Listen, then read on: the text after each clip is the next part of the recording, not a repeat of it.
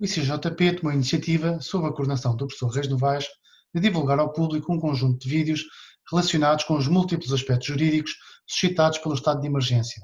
o qual, como se sabe, foi em março passado declarado pelo Sr. Presidente da República pela primeira vez ao abrigo da nossa Constituição e que se encontra atualmente já na sua segunda e espera-se última renovação. Neste âmbito, cabe-me falar um pouco sobre o impacto do estado de emergência sobre os denominados serviços públicos essenciais. Estes serviços são os que ainda hoje se encontram previstos na Lei nº 2396 de 26 de julho, ou seja, o fornecimento de água, de energia elétrica, de gás natural, as comunicações eletrónicas, os serviços postais, a recolha e tratamento de águas residuais, a gestão de resíduos sólidos urbanos e o transporte de passageiros. Em suma, trata-se de um conjunto de serviços que se considera terem importância fundamental na medida em que visam prover à satisfação de necessidades básicas da população. Nesta medida, e independentemente de saber se esses serviços são prestados pelo Estado, por outras entidades públicas ou até mesmo por entidades privadas, o legislador entendeu dever sujeitar a prestação destes serviços a um regime próprio, de modo a assegurar o cumprimento de princípios fundamentais, como sejam o da universalidade, o da igualdade e, para o que aqui especialmente importa, o da continuidade. Este último princípio é, com efeito, extremamente relevante e por isso não surpreende que, no âmbito do presente estado de emergência, a preocupação do Governo tenha sido a de assegurar a ausência de interrupções na prestação destes serviços fundamentais. Na verdade, analisando os diversos diplomas que foram aprovados nas últimas semanas e que incidem sobre serviços públicos essenciais, verifica-se que a principal preocupação consiste sempre em permitir a continuação da atividade. Alguns exemplos ilustrativos. Desde logo, o Decreto-Lei 2A/2020, de 20 de março, que regulamentou a execução do estado de emergência, declarado pelo Sr. Presidente da República, depois de prever uma suspensão generalizada de atividades no âmbito do comércio a retalho e no âmbito da prestação de serviços, logo depois excetuou precisamente dessa suspensão os serviços públicos essenciais e respectiva reparação e manutenção. Trata-se de uma solução que, sem surpresa, seria depois replicada tanto pelo Decreto nº 2B/2020, de 2 de abril, como mais recentemente pelo Decreto nº 2C/2020, de 17 de abril, que é aquele que ainda hoje se encontra em vigor. Mas pouco depois da publicação do Decreto nº 2A/2020, de 20 de março, foi aprovado pelo Ministro do Ambiente e da Ação Climática o despacho nº 3547/2020, de 22 de março, que, regulamentando a declaração do estado de emergência e incidindo sobre serviços públicos essenciais, se preocupou em afirmar os princípios da continuidade e da ininterruptibilidade da prestação destes serviços. Mais relevante nesta matéria é, no entanto, a Lei nº 7/2020, de 10 de abril, que proclama o objetivo de não interrupção dos serviços essenciais e, em coerência com este objetivo, estabelece uma proibição de suspensão do seu fornecimento.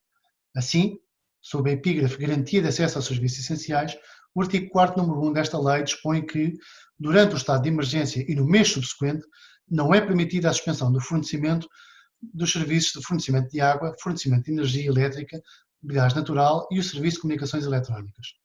Quanto a este último, no entanto, a suspensão só é proibida quando for motivada por situação de desemprego, quebra de rendimentos do agregado familiar igual ou superior a 20% ou por infecção por Covid-19. No âmbito paralelo, justifica-se ainda fazer referência ao artigo 16, a linha D, do Decreto 2C/2020, que autoriza o exercício da atividade de aluguer de veículos de passageiros sem condutor quando estes veículos se destinem à prestação de serviços públicos essenciais. Ou seja, o objetivo desta atividade justifica a abertura de uma exceção ao exercício da atividade de renta-car. Menção especial merecem, no entanto, os serviços de comunicações eletrónicas, que pela sua importância, em particular num contexto em que se impôs aos cidadãos uma obrigação alargada de confinamento, foram objeto de um diploma próprio, o Decreto-Lei nº 10/2020, de 23 de março. A principal preocupação deste diploma é de assegurar que as empresas de comunicações eletrónicas acessíveis ao público deem prioridade à continuidade da prestação dos denominados serviços críticos, ou seja, serviços de voz e de SMS, o acesso ininterrupto aos serviços de emergência, incluindo informação sobre a localização da pessoa que efetua a chamada e a transmissão ininterrupta de aviso à população, serviços de dados suportados em redes fixas e móveis em condições que assegurem o acesso a um conjunto alargado de serviços, como sejam correio eletrónico, motores de pesquisa, procura de emprego e instrumentos de procura de emprego, ligações em rede a nível profissional, ou seja, as ligações VPN, serviços bancários, financeiros e seguros via internet e a utilização de serviços de administração pública em linha. Para assegurar a continuidade destes serviços críticos, a lei prevê também que as empresas que prestam serviços de comunicações eletrónicas ao público podem implementar medidas excepcionais de gestão de rede e de tráfego, incluindo a reserva de capacidade da rede móvel e de priorização na resolução das avarias e perturbações nas redes e serviços de comunicações eletrónicas.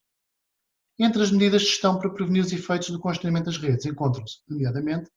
a concessão de prioridade ao encaminhamento de determinadas categorias de tráfego, a limitação ou inibição de determinadas funcionalidades, nomeadamente videoclube, plataformas de vídeo e acesso a videojogos em linha, e mesmo o bloqueio, abrandamento, alteração, restrição ou degradação de conteúdos.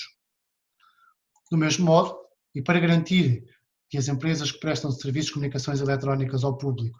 têm meios necessários para dar prioridade à prestação dos serviços críticos, o legislador suspendeu diversas obrigações especialmente aplicáveis neste setor, designadamente o cumprimento de parâmetros de qualidade de serviço previstos na lei, o cumprimento dos prazos de resposta a reclamações de utilizações finais e o cumprimento da obrigação de portabilidade sempre que ela implique uma deslocação de técnicos para a concretizar. Adicionalmente, o legislador aprovou ainda algumas medidas de simplificação, nomeadamente a dispensa da participação das forças policiais nas intervenções necessárias para assegurar a reposição de serviços críticos, bem como a obrigação de licenciamento temporário de estação ou de rede de radiocomunicações para suporte à rede móvel e prestação de serviços a clientes prioritários. O regime das telecomunicações tem ainda uma previsão própria, que é a possibilidade de os utentes se desvincularem unilateralmente dos contratos celebrados, prevendo o artigo 4º da Lei nº 7 de 2020 que, durante a vigência deste diploma, os consumidores que se encontrem em situação de desemprego ou com uma quebra de rendimentos do agregado familiar igual ou superior a 20% face aos rendimentos do mês anterior, podem requerer a cessação unilateral dos contratos de telecomunicações sem lugar a compensação ao fornecedor. No entanto, caso no momento da cessação do vínculo existam valores em dívida, deve ser elaborado um plano de pagamento, definido por acordo entre o fornecedor e o cliente e que se deve iniciar no segundo mês posterior ao estado de emergência. Por fim, uma nota para referir que a essencialidade dos serviços públicos essenciais, que é reafirmada pelo legislador em múltiplos diplomas emitidos ao longo do presente estado de emergência, além dos afloramentos legislativos que conheceu e que acima se resumiram, já teve também uma concretização ou um afloramento específico na jurisprudência administrativa. Na verdade, bem há pouco tempo, o Tribunal Central Administrativo Norte, por decisão de 3 de abril, determinou o levantamento do efeito suspensivo automático produzido pela instauração de uma ação de contencioso pré-contratual urgente que visava a paralisação de um concurso destinado à instauração de contratos de serviços de manutenção corretiva e preventiva de infraestrutura de águas e águas residuais. Muito bem, neste âmbito, o Tribunal decidiu que, por um lado, tratando-se de um serviço essencial e, por outro lado, tendo em conta o presente estado de emergência, que a ponderação de interesses na balança conduzia a que o prato se inclinasse para a suspensão, para o levantamento da suspensão, aliás, e para a continuidade na prestação dos serviços. Não quer isto dizer, naturalmente, que sempre que esteja em causa um serviço essencial, a suspensão não deva operar ou deva sempre ser levantada. Mas não há dúvida que com esta decisão, este acórdão acaba por reconhecer a importância destes serviços e, sobretudo, a sua acrescida essencialidade nos tempos que atravessamos.